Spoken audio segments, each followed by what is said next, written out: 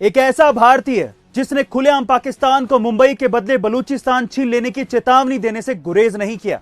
एक ऐसा जासूस जो पाकिस्तान के लाहौर में 7 साल खुफिया एजेंट बनकर अपने देश की रक्षा के लिए प्रतिबद्धित रहा। एक ऐसा भारतीय जिसने अपना पूरा जीवन देश को समर्पित कर दिया।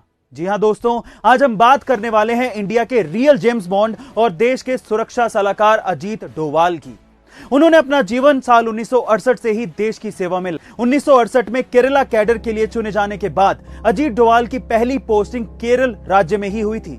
अभी लगभग 1.5 साल ही हुए थे और कन्नूर जिले में थालासेरी के अंदर सांप्रदायिक दंगे भड़क गए, जिसे वहां के तत्कालीन पुलिस अधिकारी कंट्रोल नहीं कर पा रहे थे।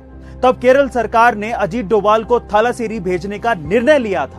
वहां पहुंचकर उन्होंने मात्र 2 दिन में ही न सिर्फ दंगों को समाप्त कर दिया, बल्कि उन दंगों के दौरान लूटे गए सारे माल को बरामद करके उनके असली हकदार को वापस भी लौटा दिया। इससे उनकी छवि एक दबंग पुलिस अफसर के रूप में उभरकर सामने आई थी। अब इस सफलता के बाद अजीत डोवाल को 1972 में दिल्ली बुला लिया गया था। वहां उन्हें आईबी में नियुक्त किया गया। ज्वाइन होने के बाद उनकी पोस्टिंग मिजोरम में हुई थी और यह पोस्टिंग उन्होंने खुद मांगी थी, क्योंकि उस वक्त मिजो नेशनल फ्रंट का विद्रोह चरम पर था। मिजो विद्रोहियों ने मिजोरम को स्वतंत्र घोषित करके भारतीय सेना के खिलाफ युद्ध छेड़ रखा था। हिंसा बहुत ही ज्यादा हो रही थी। पुलिस और सेना पर लगातार हमले हो रहे थे, क्योंकि पाकिस्तान मिजो विद्रोहियों को हथियार सप्लाई कर रहा था। तब अजीत डोवाल वहां पर सीक्रेट एजेंट बनकर गए और विद्रोहियों से मिलकर मिजो आर्मी में शामिल हो गए। आगे चलकर उन्होंने विद्रोहियों का ब्रेन वॉश किया, फिर उन्हें सरेंडर करने पर मजबूर कर दिया। और यही नहीं, सिक्किम में भी मिजोरम जैसे हालात थे। अजीत डोवाल ने अच्छी तरह से संभाला भी और 1975 में सिक्किम को भारत में शामिल भी कर लिया। सिक्किम को भारत में शामिल करने में अजीत डोवाल का बहुत ही अहम हाथ था। अब मिजोरम और सिक्किम के योगदान की वजह से अजीत डोवाल को प्रेसिडेंट पुलिस मेडल के अवार्ड से सम्मानित किया गया। इस मेडल की खास बात यह है कि यह मेडल 14 साल की सर्विस के कंप्लीट होने के बाद दिया जाता है, लेकिन अजीत डोवाल को मात्र 7 साल की सर्विस में ही यह मेडल मिल गया। 1975 में उन्हें इस मेडल से सम्मानित किया गया। यह सच में उनके लिए एक बहुत ही बड़ी अचीवमेंट थी। इसके बाद अजीत डोवाल ने 7 साल पाकिस्तान में अंडर कवर एजेंट बनके काम किया। इसके लिए उन्होंने प्रॉपर ट्रेनिंग भी ली थी। एक बार वो पकड़े जाने से बाल बच गए। यदि वह पाकिस्तान में पकड़े जाते तो यह पक्का था कि भारत सरकार भी उन्हें अपने देश का नागरिक मानने से इनकार कर देती। इसके साथ ही उनको जिंदगी भर जेल में रहना पड़ता, वो अलग, और टॉर्चर सहना पड़ता, वो भी अलग, क्योंकि हर देश में अंडरकवर एजेंट के लिए ऐसा करने की मजबूरी होती है। उन्होंने पाकिस्तान में रहते हुए बहुत सारे भारत विरोधी षड्यंत्र को नाकाम किया और बहुत सारी खुफिया जानकारी भारत सरकार को मुहैया करवाई। अब 1984 में ऑपरेशन ब्लू स्टार के वक्त जब खालिस्तानी आतंकियों ने इंदिरा गांधी की हत्या कर दी थी, उस वक्त अजीत डोवाल पाकिस्तान में थे। लेकिन जब वापस 1988 में एक बार फिर खालिस्तानी आतंकियों की एक्टिविटी शुरू हुई और गोल्डन टेम्पल पर उन लोगों ने हमला किया और कब्जा कर लिया, तब अजीत डोवाल भारत में ही थे और जानकारियां निकालने के लिए उन्होंने अपनी जान तक की परवाह नहीं की और वे उस वक्त आईएसआई एजेंट बनकर गोल्डन टेम्पल में घुस गए। अजीत डोवाल ने जिसमें हमारे 5 जवान शहीद हो गए थे। इस सदमे से भारत उबर भी नहीं पाया था कि 18 सितंबर 2016 को उरी में मिलिट्री बेस पर फिर से हमला हो गया। काउंटर अटैक में सारे आतंकवादी जरूर मार गिराए गए थे, लेकिन हमारे 18 जवान भी शहीद हो गए थे, जिसमें घायलों की संख्या काफी ज्यादा थी। पूरा देश बदला मांग रहा था। भारत सरकार ने भी ये साफ कर दिया था कि भारत इस हमले को नहीं भूलेगा और ईंट का जवाब से देगा। अब वक्त था डिफेंसिव ऑफेंस को सही मायने में यूज करने का, और अजीत डोवाल के मन में ऐसा ही कुछ चल रहा था। उन्होंने इंटेलिजेंस ब्यूरो, डीआरडीओ और रो की मदद से हाईटेक टेक्नोलॉजी का प्रयोग किया।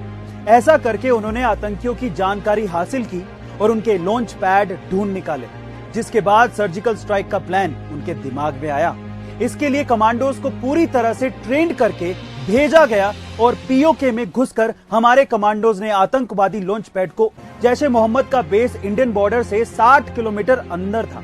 भारतीय सेना को हमला करने में काफी परेशानी हो सकती थी, इसीलिए मिराज 2000 की मदद से अटैक करने की योजना बनाई गई।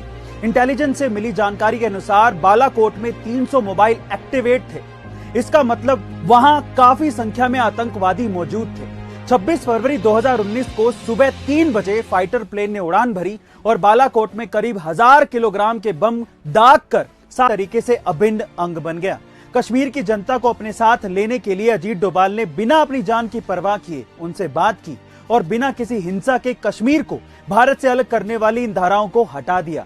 दोस्तों, अजीत डोभाल के बारे में जितना कहें उतना कम है। उन्होंने देश के लिए जितना किया है वो करने के लिए हिम्मत चाहिए।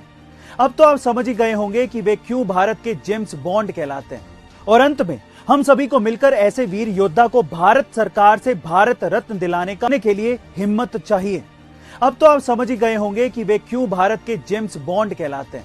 और अंत में हम सभी को मिलकर ऐसे वीर योद्धा को भारत सरकार से भारत रत्न दिलाने का आग्रह करना चाहिए। अगर आपको भी ये लगता है कि वाकई में अजीत डोभाल को भारत रत्न मिलना चाहिए तो कमेंट सेक्शन में जरूर लिखिएगा और हमें यह भी बताइएगा कि आप कौन से स्पेशल टॉपिक पर मुझसे वीडियो चाहते हैं।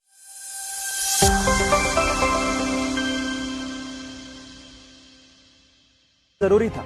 2019 के बाद अजीत डोभाल ने 3 महीने तक कश्मीर की समस्या का अध्ययन किया। ऑपरेशन ऑल आउट में भारतीय सेना ने सैकड़ों आतंकवादियों को मार गिराया, लेकिन डोभाल की माने तो वो आतंकवाद के खिलाफ कुछ बड़ा करना चाहते थे।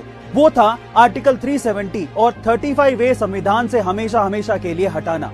और उन्होंने भारत सरकार के साथ प्लानिंग करके आर्टिकल 370 और 35A को संविधान से पूरी तरीके से हटा दिया, जिससे जम्मू कश्मीर भारत का हर तरीके से अब उड़ा दिया। सर्जिकल स्ट्राइक पूरी तरीके से सफल रही।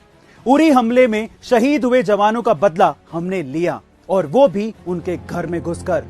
इसके बाद 14 फरवरी 2019 में पुलवामा में सीआरपीएफ के जवानों पर आतंकवादी हमला हुआ। इस बार भी देश बहुत ज्यादा गुस्से में था। सीआरपीएफ के 40 जवान मारे गए थे।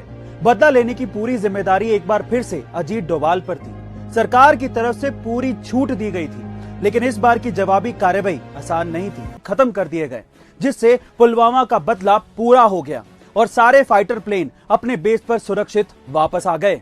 अब पाकिस्तान ये बात अच्छी तरीके से समझ गया था कि भारत से वो आमने सामने की लड़ाई तो नहीं जीत सकते। इसीलिए कश्मीरी बच्चों का ब्रेन वॉश करके उन्हें आतंकवादी बनाने की साजिश हमेशा से रची गई।